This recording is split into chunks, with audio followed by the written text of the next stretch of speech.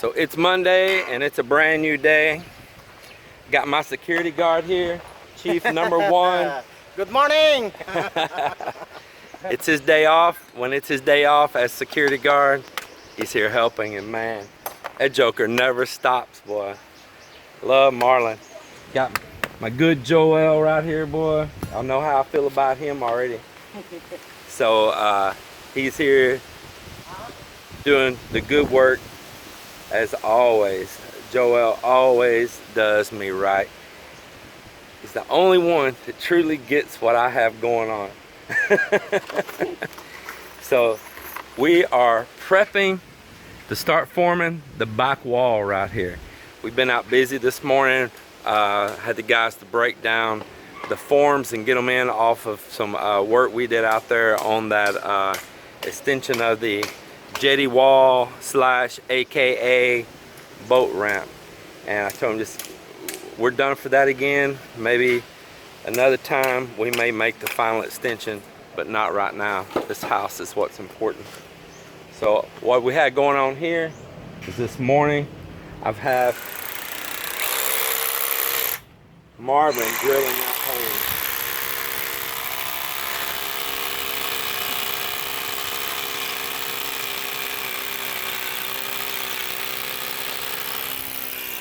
Now, if you'll notice, he's not drilling those straight. Let me show you again.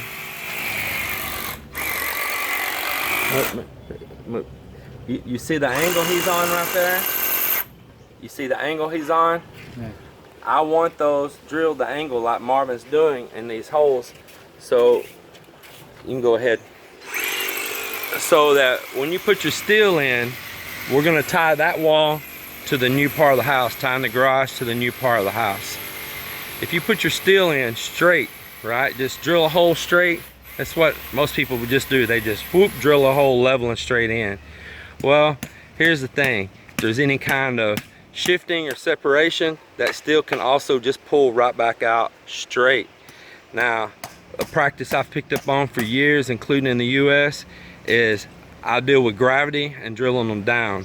So you might want to get your little hole kind of started about a 1/4 inch in, not too deep because you don't want to break your bit or damage it, and then drill downward. Push your steel in, and then bend it down level. Now it's hooked in there like that. It can't pull out.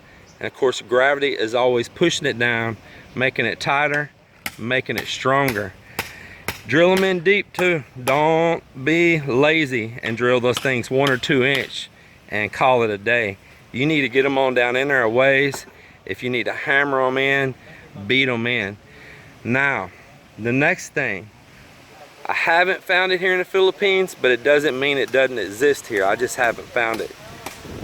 If you're gonna have this project going on, and something I missed that I should have done, is they make an epoxy to put in those holes.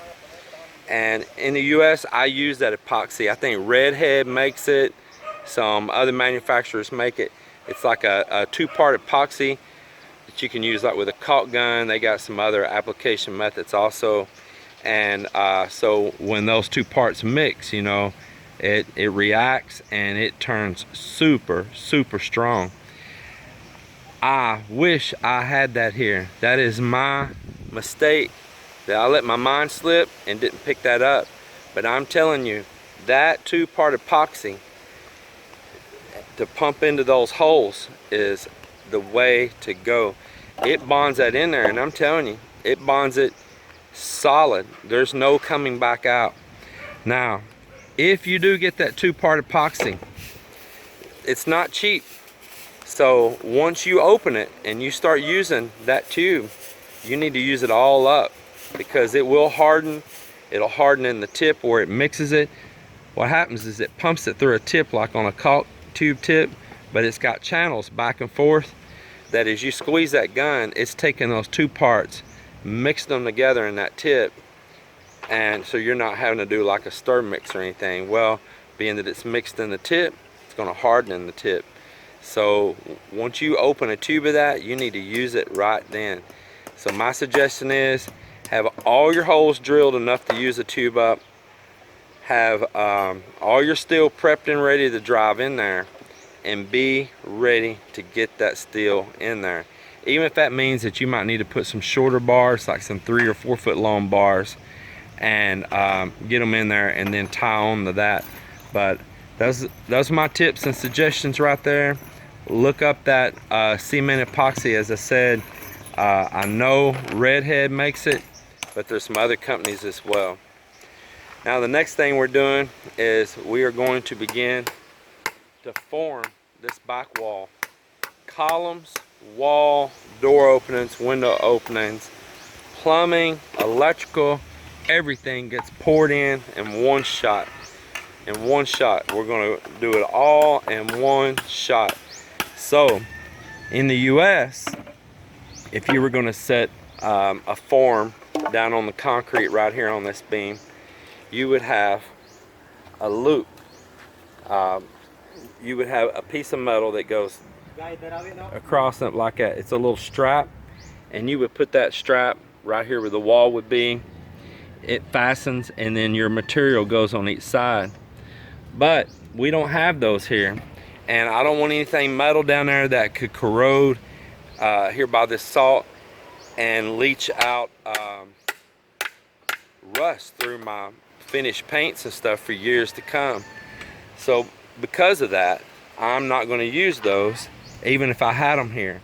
We are nailing in cocoa lumber with a straight line here, as you see, that my plywood on the back side is going to sit against that. Let me show you an example. I know this is probably hard to see on video with that cement, but you see there's a nylon line there and there's a nylon line there. That's my wall right there, okay? So what he's doing, this steel right here, these short pieces, will be bent over, and that'll tie for our grid for on our floor. This plywood is going to go right there up against that on the inside, and those blocks are just temporary drove in with concrete nails. And then we have that. This would be the outside form. This is an example right there. And so then there you'll have it. So when you put in cement, of course it's going to have pressure down at the bottom, you know, the hydraulic pressure, PSI. You don't want that to blow out. That still help hold that cocoa lumber as well. And this is how we're improvising here on the island, where we do not have a lot of those other materials readily available. So I had them to leave this old form around the outside, you see. Now this is just what I did. You can improvise your own method. But I had them to leave that form, and we'll come in and kick some braces off of these. And off that old form, I can also nail in wood down through here to hold the blowout, the hydraulic pressure on this side at the bottom, and keep your wall lined up straight. So as you see, he's prepping that down through here. He had to bend some of the steel and get it adjusted to the middle of the wall. Not everywhere, but in a few places, because we wasn't careful enough when the cement was poured to make sure where these had got rocked over to. But it's no big deal, and he's got them adjusted there. And speaking about those little short pieces of cocoa lumber that they're nailing down there, I'm gonna tell you, when you're building, your money counts. And here's something I've noticed over time, not just here at my build site, but at other ones as well. The workers, when they break down forms and stuff and have drops left off of that wood, those short pieces, sometimes they want to bag that up and take it home and use it for firewood. And I mean, if it's a 3-inch, 4-inch piece, I don't care, take it. But these 10-inch and 12-inch long pieces and all, you need to hold on to a lot of those. Those are still valuable to you, and so you need them to not waste those. Just like we're using them right there. When you start forming, you may need those to go in between a couple pieces of wood. You know, it's not done until the job is done. So they might consider you to be greedy or selfish or whatever. Oh, it's just a short little piece of wood.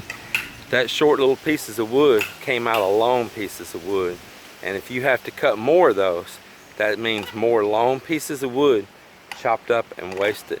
So of course, once your job's done and you want to give that lumber away, man, do it to it, divide it up amongst them, whatever, you know, clear it out, unless you got a use for it yourself. But when you're still building, those pieces are valuable. I'm telling you, if they're anything from 10 inches longer, hold on to them.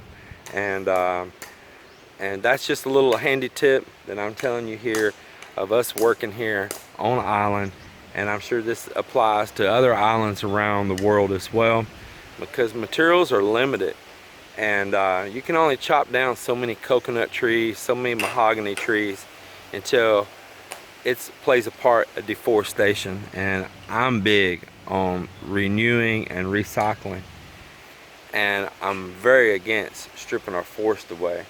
So nevertheless, make use out of that wood all you can, the best you can. So that's my tip for you on that. So I'll follow up a little bit more as we progress on this. I'm gonna put this camera down and get back busy here. Okay, I got a little mock-up here this one more time. I'm gonna show you all. So this would be the outside form. This is your spread. This is what's gonna keep your wall perfectly at the thickness that you want. Then this is your inside form. You're gonna have a piece of lumber on the outside. There'll be a piece of lumber on the inside. And this piece of all thread will go through that tube, all the way through that lumber on both sides.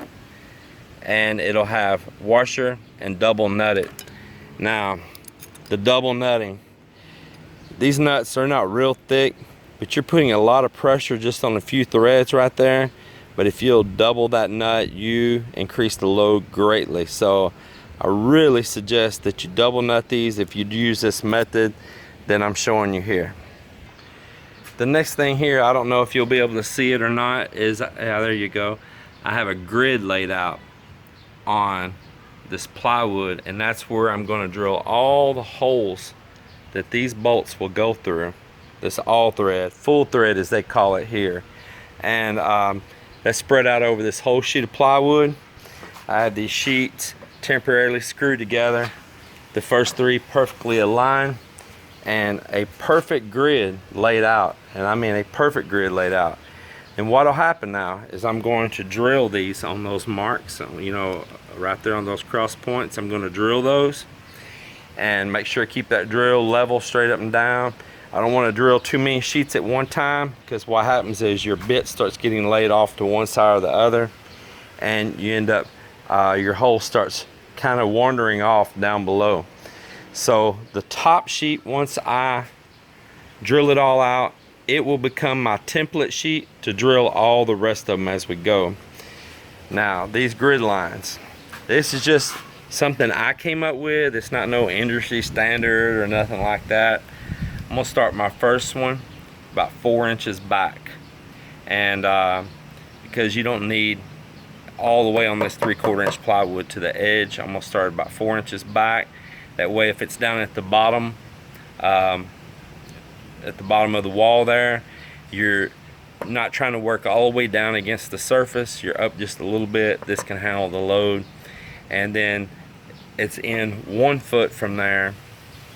So you go in 1 foot, then 2 foot, 3 foot, 4 foot, on to the 8 foot. And at the other end, once again, just inside is a 4-inch mark across right there. And then the same thing going the other direction, 4 inches in, then you're 1 foot, 2 foot, 3 foot, and the other end 4 inches in.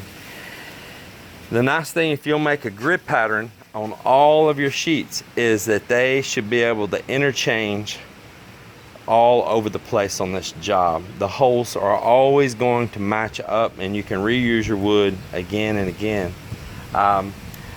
Do I need this many holes in there? Maybe not. We may not put a bolt in every single one of them just yet. I may only use 50% of them. We're going to see. But I went ahead and laid out the full grid just in case I need it. So I've got my first 3 sheets perfectly aligned on every corner. I got me a 2-inch spacer between that and the next one, so I don't drill into them. And I'm going to begin now drilling out all of this grid.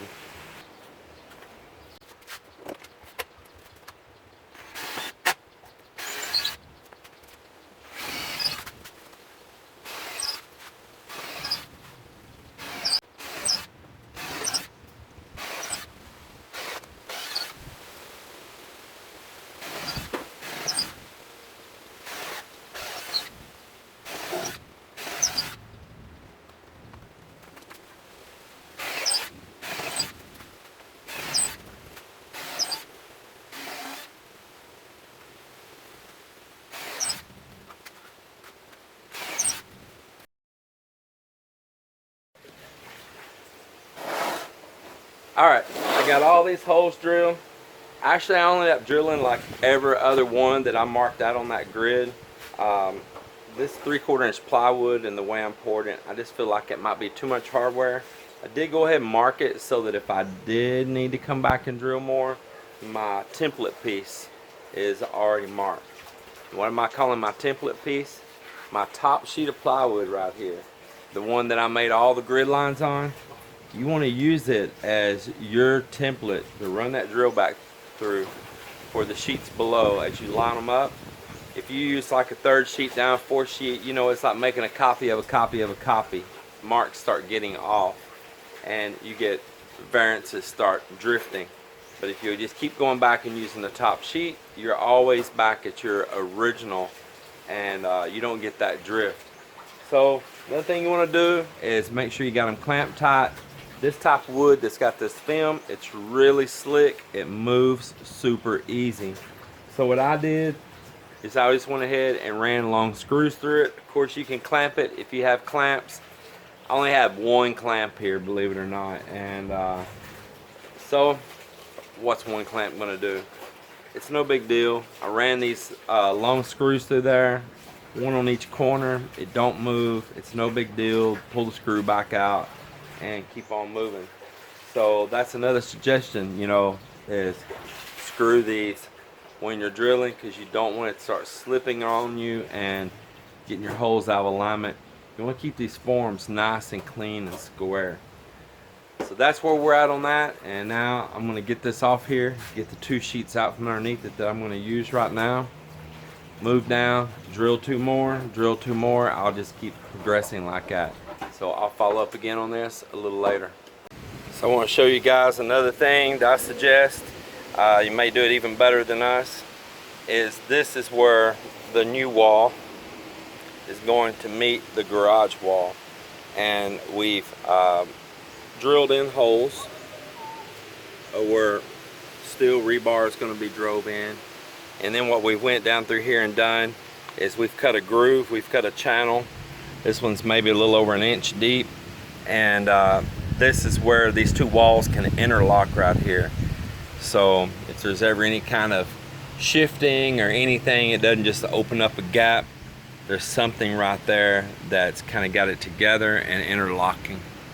So we ran that all the way up and down right here. So I've been working on preparing the wood forms and laying everything out while they're at lunch, and they're coming back from lunch right now. I'm gonna have them to clean up down there where the plywood's gonna meet the top of the tie beams. I've seen a couple little humped up places. I want that plywood to sit down 100% flat on there, a nice seal.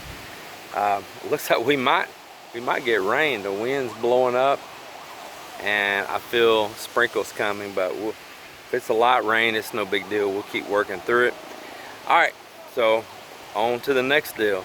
Getting plywood set up here, and we'll begin start our first piece of wood for forming, and I'm happy for that.